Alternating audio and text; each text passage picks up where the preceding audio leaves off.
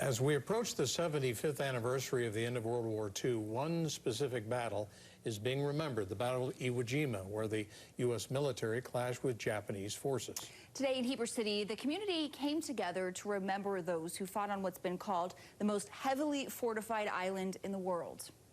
So the war was soon to be over, and life as they knew it would never be the same. Memorials are made to remember those who are gone. We continue to have this wonderful American way of life. To make sure those who've passed aren't forgotten. I had 5 children with Mom. This memorial isn't just for those who served in a particular war. To live free and pursue your own dreams. It's to remember one specific battle and 2 specific men. He accepted my decision until. Kurt Jones and his brother Randall are speaking for 2 people who can't. Their dad Dick and their uncle Pete. They joined together and went to battle together. For 5 long weeks in 1945, the Marine Corps and the Navy fought Japanese forces for control of a small island in the Pacific. They faced a sea of bunkers, tunnels, and artillery sites. The fighting was some of the bloodiest of the entire war. Casualties on both sides numbered in the tens of thousands.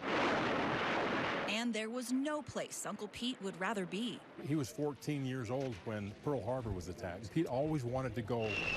Their dad was 7 years older. He'd promised their mom that if Pete enlisted, he'd go too. My dad was married at the time, but he told his mother that if Pete ever joined up, that he would go with him. Dick kept his promise. The 2 brothers stuck together right until they landed on the beach at Iwo Jima.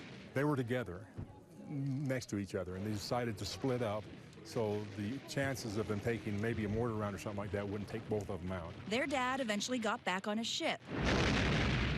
Uncle Pete never left that island alive. Supporting us in these projects. This isn't just a memorial to remember Iwo Jima. And I honor that. This is a day to remember Uncle Pete. It's for all veterans. This is just a park, but it happens to be my uncle's name. The park now bears that name, a name their dad never forgot. While growing up, I can still recall the nightmarish screams that we heard at night. Memorials are made to remember those who are gone. But in a way, their dad is right here. Written in his hand. Through the letters he sent home 75 years ago. I have seen hell at its worst, and I'm lucky to be alive. Even the first letter their dad wrote his mom after Pete was killed. I guess by now the government has notified you of Pete's death. I didn't hear about Pete until I was on the ship that brought us back. It was like he was standing right next to me. It's been 75 years since that teenager lost his life. I have talked with some of the fellows who were with him when he died. He died instantly without pain. He gave a good account of himself.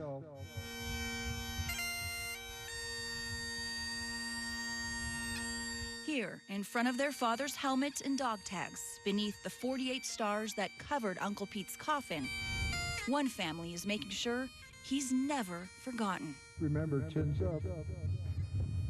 It's our job now to see they didn't die in vain.